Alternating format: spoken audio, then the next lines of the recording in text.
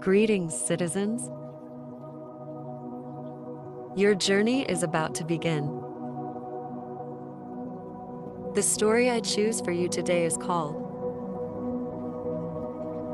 Story of the Youth Who Went Forth to Learn What Fear Was. Please find a position which make you feel comfortable.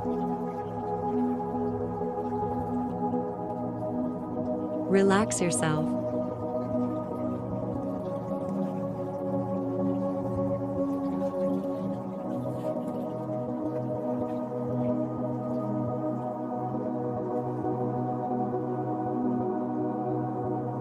A certain father had 2 sons, the elder of whom was smart and sensible and could do everything, but the younger was stupid and could neither learn nor understand anything. And when people saw him, they said, "There's a fellow who will give his father some trouble."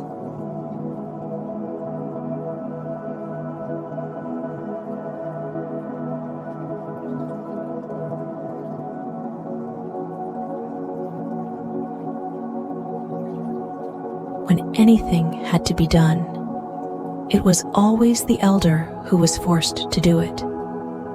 But if his father bade him fetch anything when it was late, or in the night time, and the way led through the churchyard, or any other dismal place, he answered, "Oh no, father, I'll not go there. It makes me shudder." For he was afraid.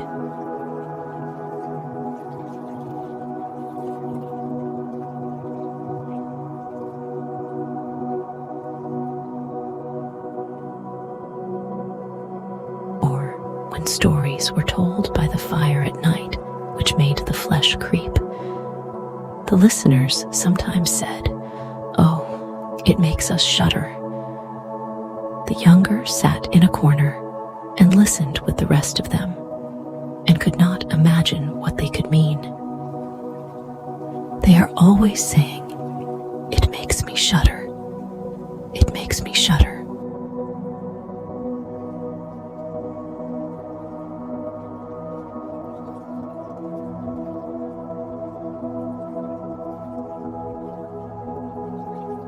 "It does not make me shudder," thought he. "That, too, must be an art of which I understand nothing." Now it came to pass that his father said to him one day, "Hearken to me, thou fellow in the corner there. Thou art growing tall and strong, and thou too must learn something, by which thou canst earn thy living."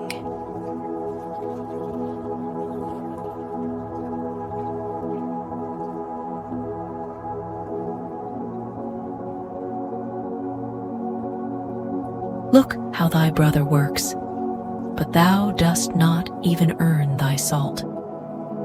"Well, father," he replied, "I am quite willing to learn something. Indeed, if it could but be managed, I should like to learn how to shudder. I don't understand that at all yet." The elder brother smiled when he heard that, and thought to himself,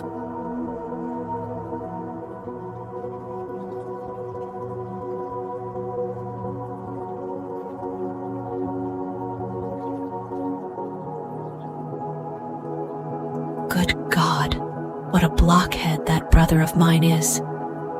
He will never be good for anything as long as he lives. He who wants to be a sickle must bend himself betimes." The father sighed and answered him, "Thou shalt soon learn what it is to shudder, but thou wilt not earn thy bread by that."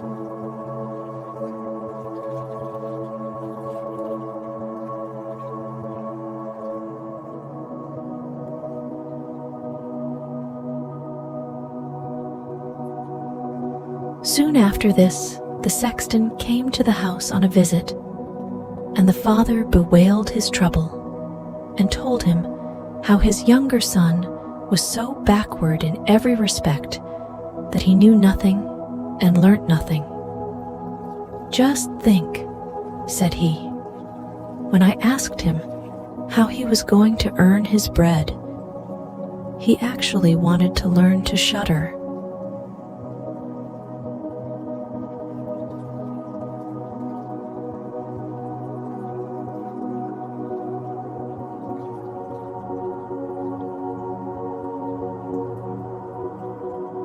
"If that be all," replied the sexton, "he can learn that with me. Send him to me, and I will soon polish him." The father was glad to do it, for he thought, "It will train the boy a little." The sexton therefore took him into his house, and he had to ring the bell.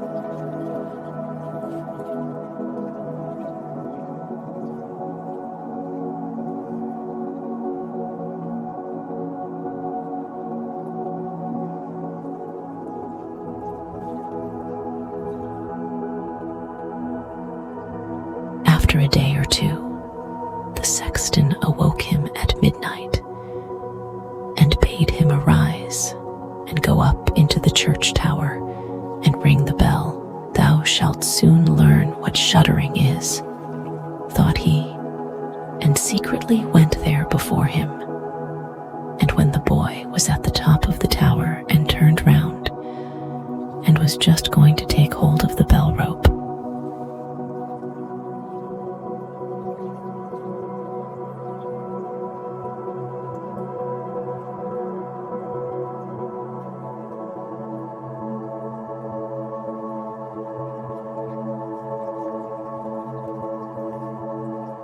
he saw a white figure standing on the stairs opposite the sounding hole. "Who is there?" cried he, but the figure made no reply and did not move or stir. "Give an answer," cried the boy, "or take thyself off. Thou hast no business here at night."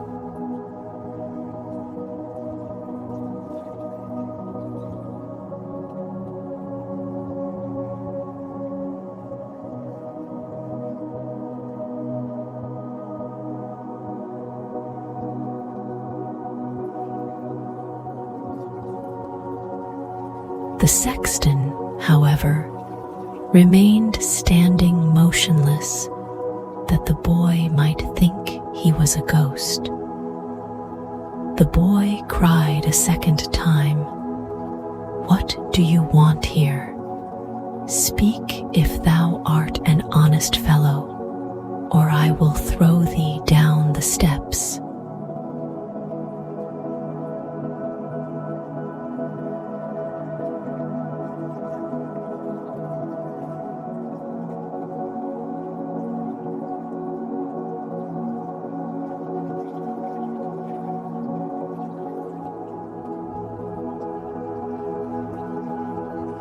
The sexton thought, "He can't intend to be as bad as his words," uttered no sound, and stood as if he were made of stone.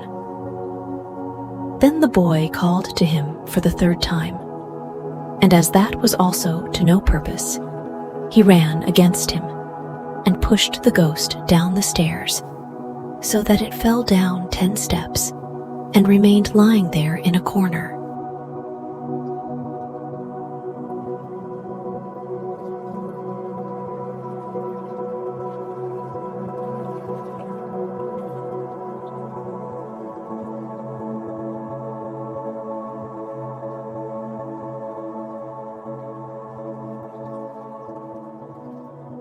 Thereupon, he rang the bell, went home, and without saying a word, went to bed and fell asleep. The sexton's wife waited a long time for her husband, but he did not come back. At length, she became uneasy and wakened the boy and asked, "Dost thou not know where my husband is? He climbed up the tower before thou didst."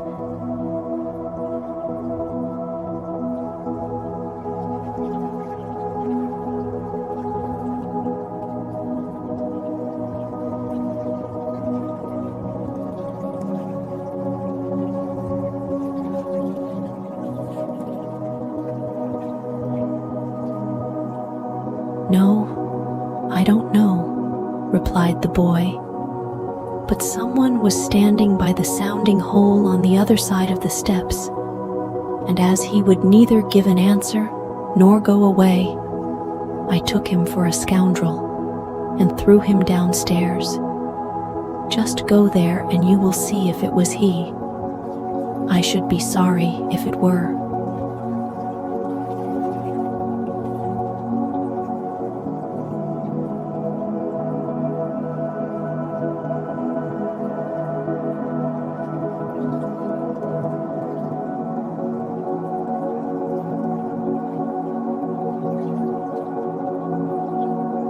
The woman ran away and found her husband, who was lying moaning in the corner and had broken his leg.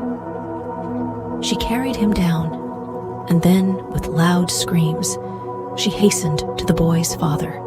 "Your boy," cried she, "has been the cause of a great misfortune. He has thrown my husband down the steps and made him break his leg."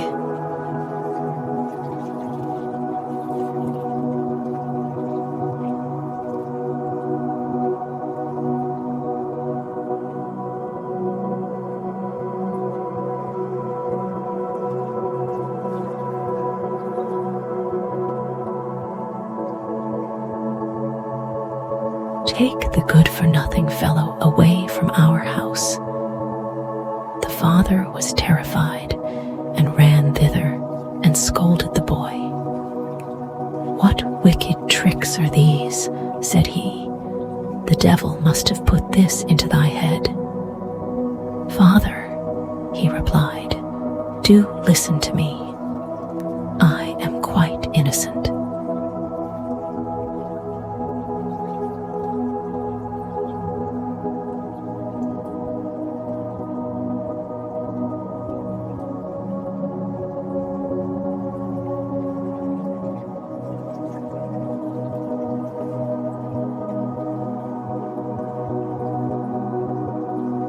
He was standing there by night, like one who is intending to do some evil.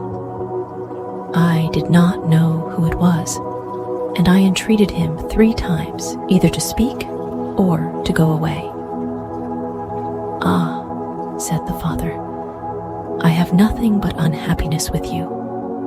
Go out of my sight. I will see thee no more."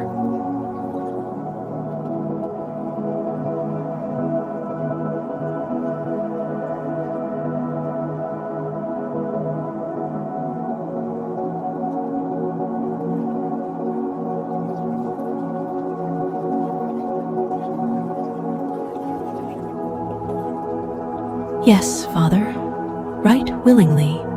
Wait only until it is day. Then will I go forth and learn how to shudder, and then I shall, at any rate, understand one art which will support me." "Learn what thou wilt," spoke the father. "It is all the same to me. Here are 50 thalers for thee."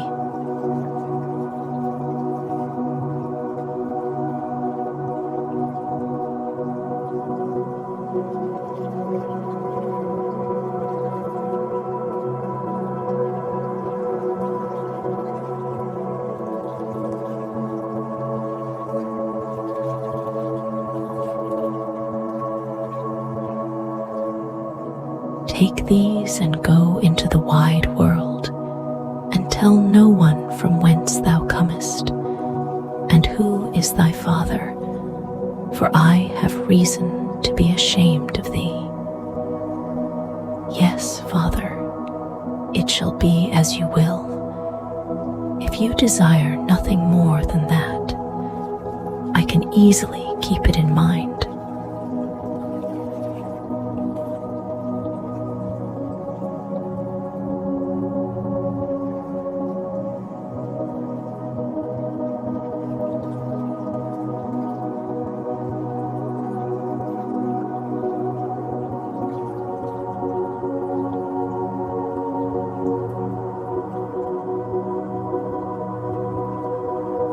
When day dawned, therefore, the boy put his 50 thalers into his pocket and went forth on the great highway, and continually said to himself, "If I could but shudder, if I could but shudder."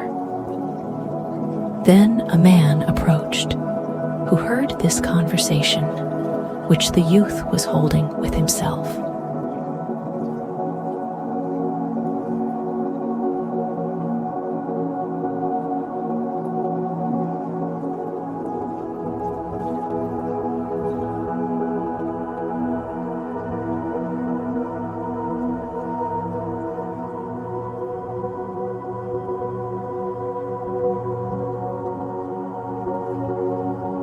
And when they had walked a little farther to where they could see the gallows, the man said to him, "Look, there is the tree where 7 men have married the rope maker's daughter and are now learning how to fly. Sit down below it and wait till night comes, and you will soon learn how to shudder."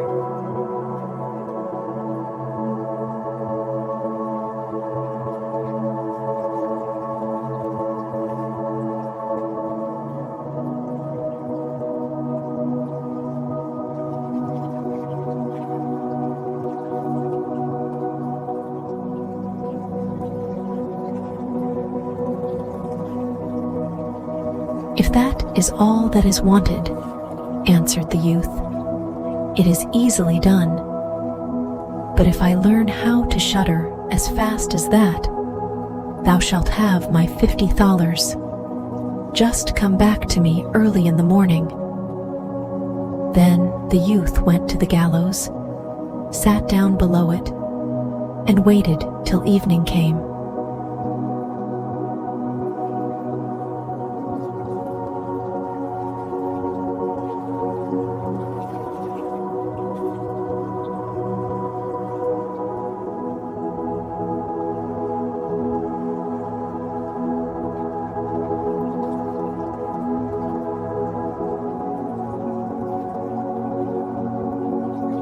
And as he was cold, he lighted himself a fire.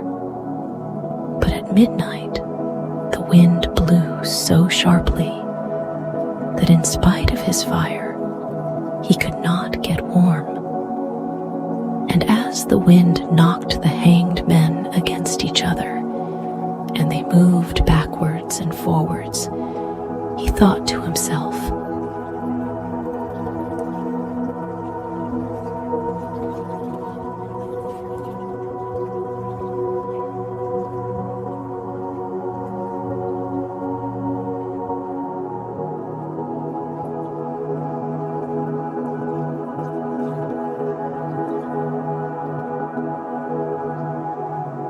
"Thou shiverest below by the fire, but how those up above must freeze and suffer." And as he felt pity for them, he raised the ladder and climbed up, unbound one of them after the other, and brought down all 7. Then he stirred the fire, blew it, and set them all round it to warm themselves.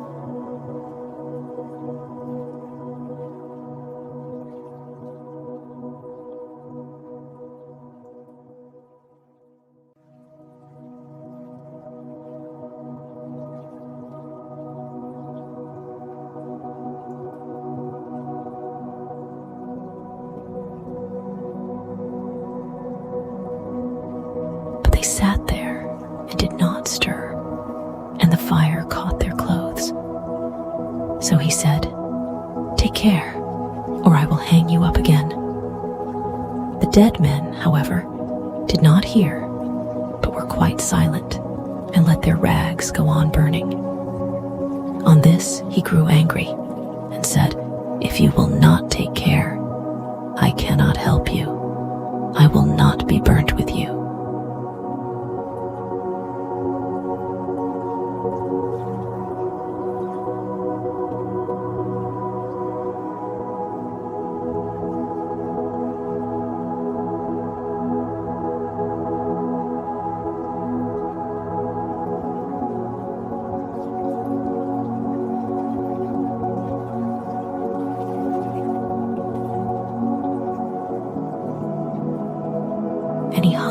up again, each in his turn. Then he sat down by his fire and fell asleep. And the next morning, the man came to him and wanted to have the $50 and said, "Well, dost thou know how to shudder?" "No," answered he. "How was I to get to know?"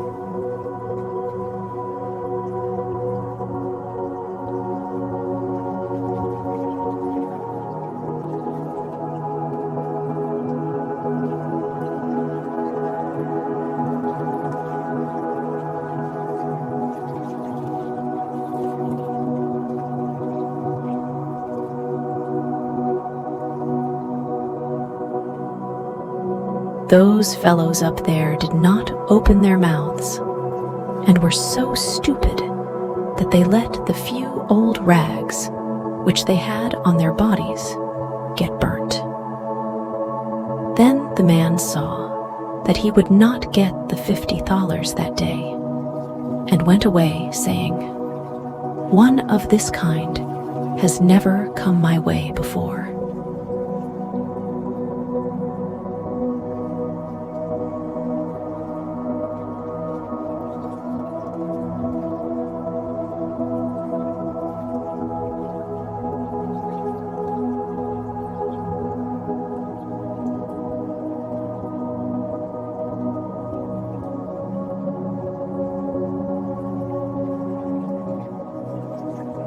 The youth likewise went his way, and once more began to mutter to himself, "Ah, if I could but shudder! Ah, if I could but shudder!" A wagoner, who was striding behind him, heard that, and asked, "Who are you?" "I don't know," answered the youth.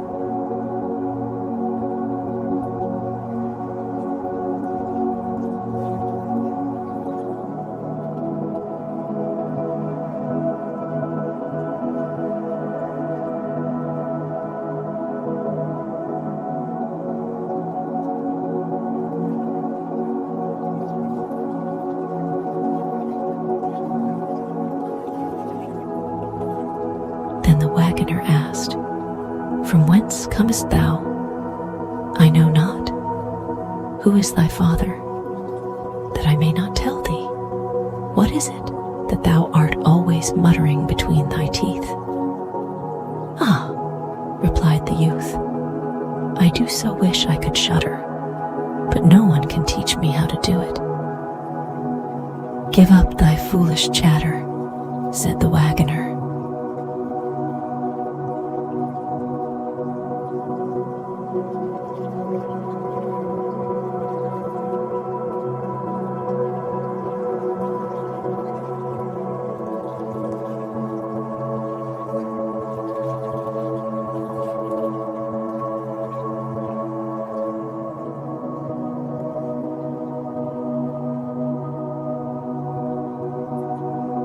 "Come, go with me. I will see about a place for thee."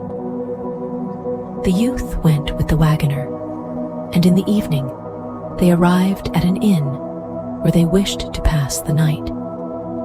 Then, at the entrance of the room, the youth again said quite loudly, "If I could but shudder! If I could but shudder!"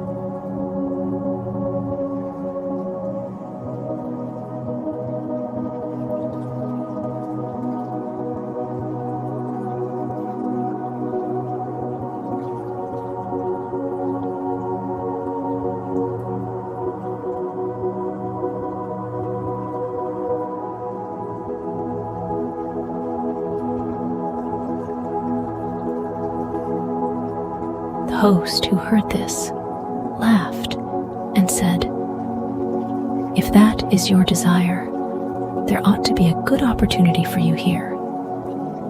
"Ah, be silent," said the hostess. "So many inquisitive persons have already lost their lives. It would be a pity and a shame if such beautiful eyes as these should never see the daylight again."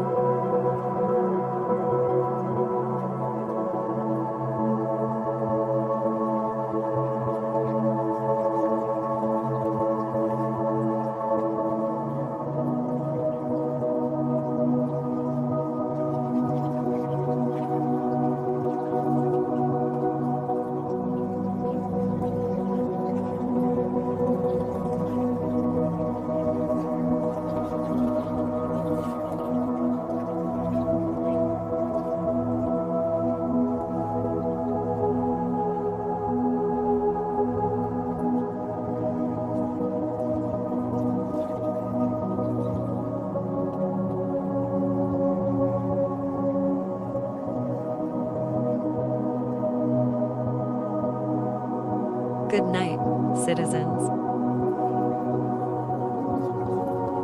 Have a nice dream.